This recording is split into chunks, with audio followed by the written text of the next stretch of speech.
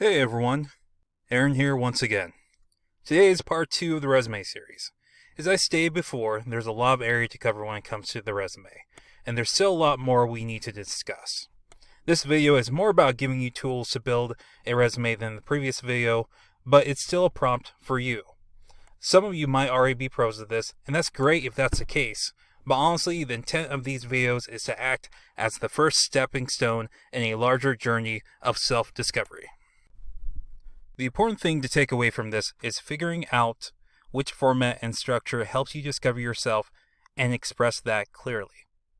Think of this as your ad.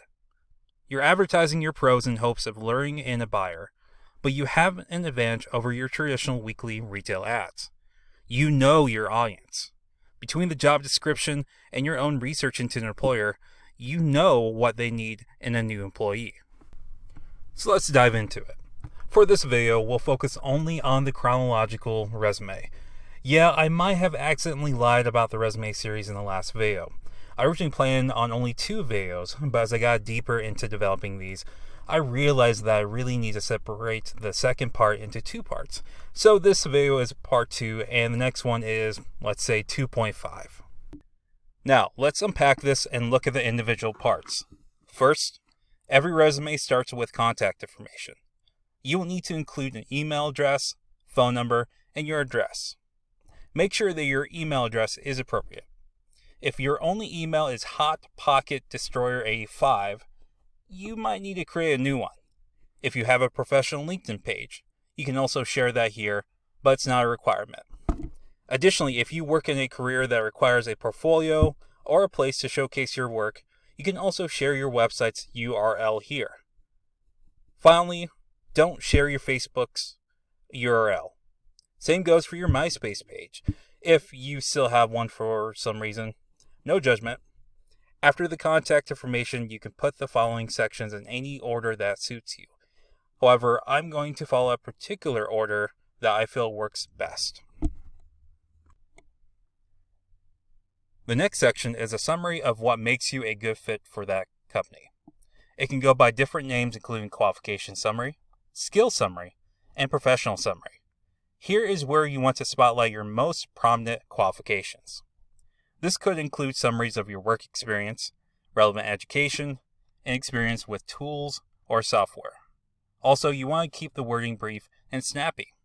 For example, instead of stating, I have over 10 plus years of using various versions of Microsoft Office for different functions of my job, write instead, 10 plus years using Microsoft Office in a professional setting. Think of the qualifications as a little teaser. You want to generate enough interest so that the reader is enticed enough to fully explore your longer and more detailed job descriptions in the work experience section. Therefore, don't copy and paste job details from the work history. Studies have shown that many resume readers only give the resume 5 to 10 seconds to press them enough to dedicate more time to it. So this potentially makes the qualification summary the most important section. As for length, I suggest anywhere between 5 to 10 bullet points. There used to be a section here instead of the summary called an objective statement, but it's fallen into obscurity due to technology and the more direct approach of modern application processes. It was a brief statement at the top of the resume that was along the lines of, salesman professional with 15 years of experience looking for a regional sales position. The objective statement was a necessity back in the days of just leaving your resume with an employer. That way, they could read the objective statement and know which job you were interested in. Next, you've got your employment history, which you can also call work history or employment experience. Here you'll provide the employer's name, your job title, city and state, and work dates. Following that, you'll want to provide 3 to 7 tasks associated with your position. Here you can expand more on your job duties than you might have previously on an application or in the qualification summary. This is where having a skills inventory comes in handy. Like I stated in that video, you can copy your content from that document and paste it on your resume with the appropriate modifications if needed. Of course, for the best results, you'll want to cross-check it with the job description and try to organically fit keywords from there into your resume. When it comes to the exact language, you want to start every task with an action verb. Additionally, make sure to use numbers when applicable. For example, instead of saying explain company's mission statement and services at public events, instead say explain company's mission statement and services to crowds of 30 to 50 people at public events once a month.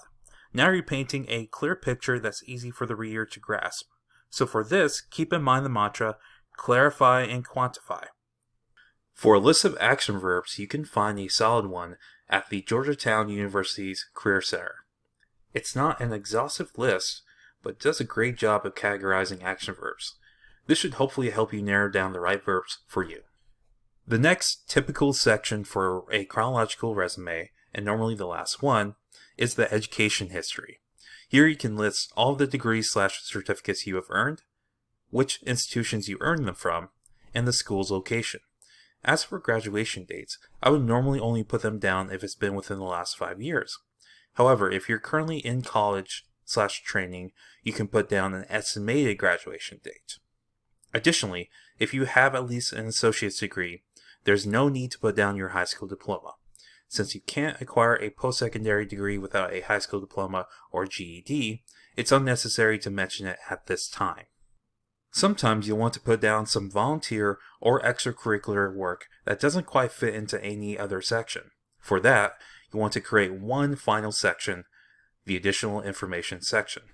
Additional examples include side projects or membership in a community group. And that is one resume down. Next video, we will cover the functional and hybrid resumes. I'm confident that this time, I'll only need one more video to get through the rest of the resume series. So fingers crossed. Once again, don't forget to take advantage of some of the other services that EVPL offers. We have BrainFuse Job Now, a website portal for all of your job search needs. There's also the EVPL Central Reference Desk if you need assistance with research. Finally, you can book a librarian for one-on-one assistance for various things like, for example, working on a resume. Thanks for taking a brief respite from, well, everything, and spending that time with me. As always, take care of yourselves and be safe out there.